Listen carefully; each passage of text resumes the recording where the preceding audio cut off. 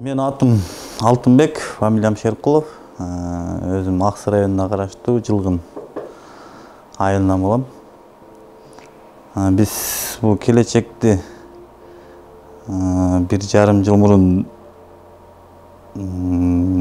тез кабардан көрдүк биринчи, андан кийин келинчегим менен чогуу иштеген бир эже үй алгандан кийин бизде кичине ишенүү багы биз деле жазылып алсак болот экен деген ойдо жазылганбыз.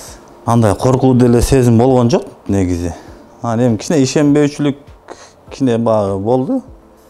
Анан коркподук делем, все равно акча төгүлүп калгандан кийин күткөнгө сабыр кылып күттүк. Күтпөгөн жерден эле чалып калды, анан же сүйүнө албай эми сүйүндүк бир чети.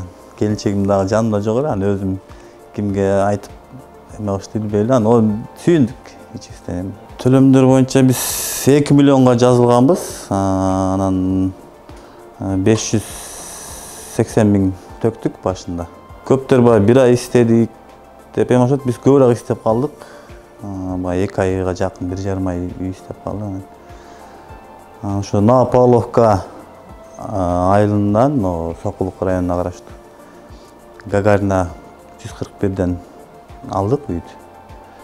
Эми абразы жакшы эле үй экен, жакты, келинчегим экөөбүзгө жакты, анан сүйлөшүп алдык. Жерден болуп калабы? Жер үйдөн алдык. Жери канча сом? Жери 8 сотук ашык деди, 8. Мен өзүм сатуучу болуп иштейм. Келинчегим эл катары эле баягы швея тигүүчү болуп иштейт. Ошентип экөөбүз азастан чогултуп анан ошо эмеге жазылып үй алайлы деп жакшы ниет менен чогулткан акчабыз каалап атабыз эми, Кудайга шүгүр. Келечек кооперативине рахмат. Бизге окшогон карапайым калкка жардам берип, мүмкүнчүлүк түзүп берип аткандарыңарга. Эми биз мынчалык чоң акчаны бир чогултуп үй албайт экенбиз, анан эми силердин жардамыңар менен 10 жылга үй алып атабыз. Рахмат.